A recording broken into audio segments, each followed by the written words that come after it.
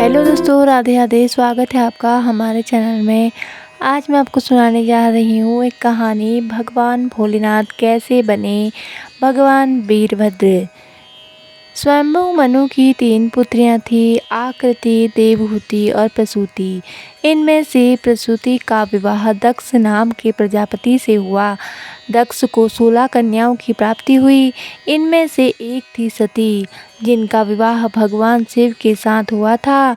उनको किसी संतान की प्राप्ति नहीं हुई, क्योंकि उन्होंने युवावस्था में ही अपने पिताजी के यहाँ देह का परित्याग कर दिया था। कोई महिला ससुराल में देह त्याग करे तो बात समझ में आती है, उसको प्रताड़ना दी गई, लेकिन पिता के घर में आत्महत्या कर ले, ये बात समझ में नहीं आती। एक बार देवताओं की बड़ी सभा लगी हुई थी। दक्ष, जो सती के पिता हैं, उस सभा के सभापति थे। दक्ष जब सभा में आए, सभी लोग उठकर खड़े हो गए। 2 लोग उठकर खड़े नहीं हुए, ये थे भगवान शंकर और ब्रह्मा जी। दक्ष ने सोचा, चलो ब्रह्मा जी तो पिता हैं, वे खड़े नहीं हुए तो क्या हुआ, पर शंकर जी तो दामाद हैं और दामाद पुत्र के समान होता है। दक्ष ने सोचा, मेरे आने पर ये खड़े नहीं हुए, ये कितने उद्दंड हैं। मैंने तो अपनी मृगनयनी बेटी का विवाह इस मरकट लोचन के साथ कर दिया, इसको तो कोई सभ्यता शिष्टाचार है ही नहीं। इस तरह से दक्ष ने भगवान शिव को बहुत अपशब्द बोले और खूब गाली गलौज की। अब प्रश्न उठता है, दक्ष की सभा में शिवजी उसके सम्मान के लिए खड़े क्यों नहीं उठे? तो इसका उत्तर यह है, शिवजी का उद्देश्य दक्ष का अपमान करना नहीं था। वे तो भगवान के ध्यान में ऐसे निमग्न बैठे थे कि उनको पता ही नहीं लगा दक्ष कब आया। जब दक्ष गाली देने लगा, तब उनका ध्यान टूटा। तब उन्होंने देखा दक्ष अत्यंत क्रोधित होकर उन्हें गाली दे रहा है। यही है आत्मनिष्ठ महापुरुष की पहचान। अगर अनजाने में कोई मर्यादा का उल्लंघन हो जाए, तो उसके परिणाम स्वरूप समाज तो कुछ न कुछ बोलेगा ही। उनके बोलने पर भी महापुरुष की कोई प्रतिक्रिया नहीं होती। इसी तरह यहाँ भी दक्ष गाली दे रहा है। शिवजी अपने ध्यान में बैठे हैं, उनके ऊपर कोई प्रभाव नहीं पड़ा। जब दक्ष ने देखा कि उसकी गाली देने का प्रभाव तो शिवजी पर पड़ ही नहीं रहा, तब उसने हाथ में जल लेकर श्राप दिया, आज के बाद किसी यज्ञ में तुम्हारा हिस्सा नहीं होगा। भगवान शिव तब भी कुछ नहीं बोले। दक्ष ऐसा श्राप देकर सभा से चला गया। उसके बाद नंदीश्वर को क्रोध आ गया। उन्होंने दक्ष को श्राप दे दिया, मेरे आराध्य को अकारण श्राप दिया, तू इतनी देर से मैं कर रहा है। मैं शिव का ससुर हूँ, मैं सभापति हूँ। अगले जन्म में इसको बकरे का जन्म मिलेगा, फिर जीवन भर मैं करेगा। ये बात हम सबके लिए है। यदि हम ज़्यादा मैं करते हैं और ज़्यादा अहम रखते हैं, तो अगला जन्म किसका मिलेगा? बकरी या बकरा बनना ही पड़ेगा। नंदीश्वर ने दूसरा श्राप ब्राह्मणों को दे दिया, तुम लोग दक्ष जैसे दुष्ट के यहाँ यज्ञ करने आए हो, तुम्हारी विद्या केवल जीविका के लिए रह जाएगी, तुमको ज्ञान कभी नहीं होगा। अब ब्राह्मणों के गुरु भृगु ऋषि बड़े क्रोधित हुए। वो बोले, हमने क्या किया, हमें तो अकारण ही श्राप दे दिया। उन्होंने भगवान शंकर के गणों को श्राप दे दिया।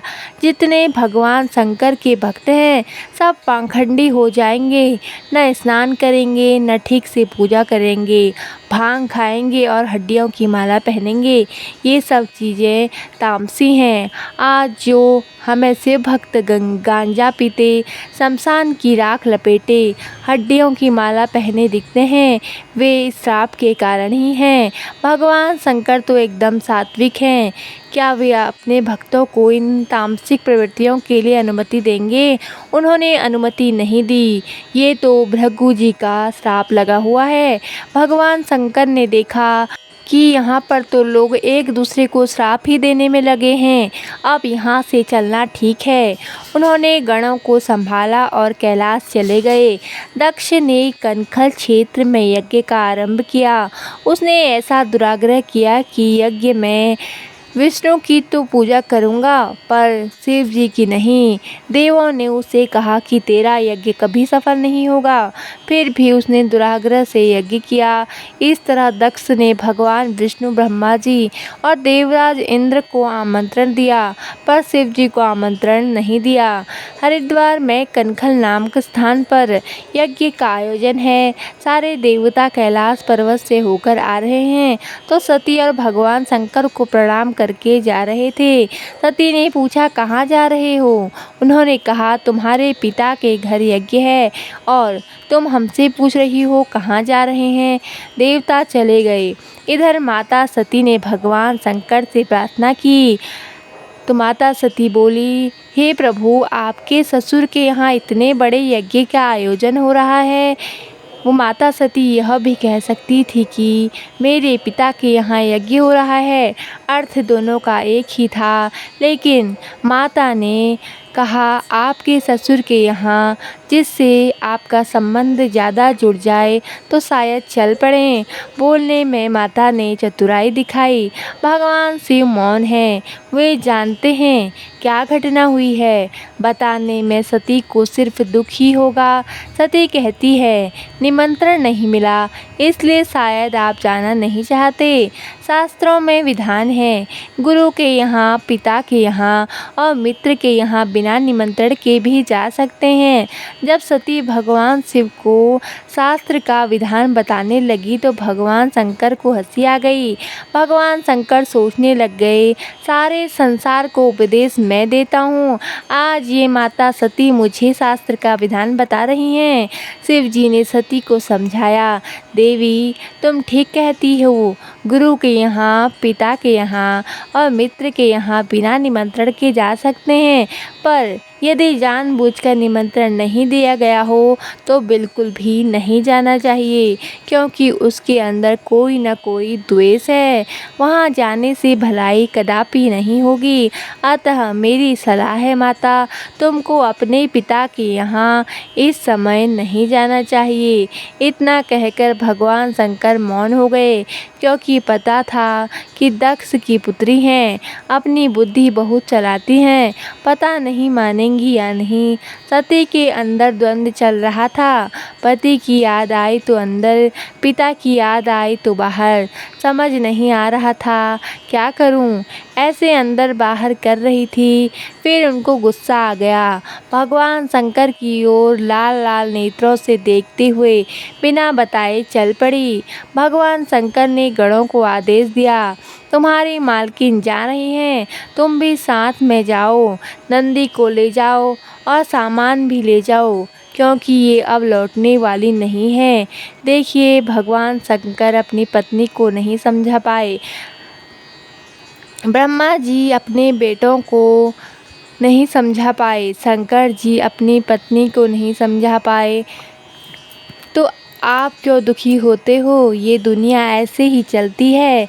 सती चली गई। भगवान शंकर को कोई चिंता नहीं, वे ध्यान में बैठ गए।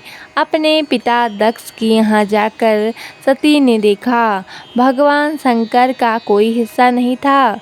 अपने पिता से कहा, मूर्ख पिता, क्या महादेव जैसे देवता दुनिया में हैं? सती ने कहा, दक्ष, तुमको छोड़कर इस विश्व में कौन ऐसा व्यक्ति होगा जो शिव का विरोधी होगा? कोई विष्णु का विरोधी हो सकता है, ब्रह्मा का भी विरोधी हो सकता है, पर शिव का विरोधी तो रावण भी नहीं था, कुंभकर्ण भी नहीं था, जरासंध भी नहीं था, हिरण्यकश्यप भी नहीं था। ये सब शिव भक्त थे। शिव इतने दयालु, इतने कृपालु हैं कि अपने भक्तों के लिए अपना सब कुछ दे देते हैं, अपना भी ध्यान नहीं रखते। तुमने उनका विरोध किया है। शास्त्र में लिखा है, जहाँ गुरु का और भगवान का विरोध हो रहा है तो कानों में उंगली लगाकर वहाँ से चले जाओ। जो सुनेगा और विरोध नहीं करेगा उसको भी पाप का भागी बनना पड़ता है। सती कहती है, मैं तेरी जीभ तो नहीं काट सकती, पर अब मैं लौटकर कैलाश भी नहीं जा सकती। शिव तो परम दयालु हैं, वे तो स्वीकार कर लेंगे, परंतु दुष्ट दक्ष, ये शरीर तेरा दिया हुआ है, तेरे जैसे दुष्ट के दिए शरीर से मैं वहाँ नहीं जा सकती। वो मुझे दक्ष पुत्री कहकर बुलाएंगे तो मेरे लिए मरने के समान माना जाएगा। इसके बाद सती ने भगवान शिव का ध्यान किया और यज्ञ की उत्तरी दिशा में बैठकर योग के माध्यम से अग्नि को प्रकट किया और अपने शरीर को भस्म कर दिया। अब तो हाहाकार मच गया। शिव जी के रुद्र यज्ञ का विध्वंस करने लगे। भृगु जी ने देवताओं को प्रकट किया और रुद्र गणों को मार मार कर वहाँ से भगा दिया।